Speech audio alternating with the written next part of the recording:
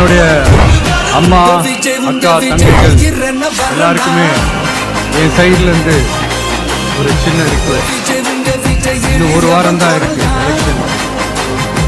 நீங்கள் எல்லாரும் எனக்காக இந்த வீட்டு வாசல்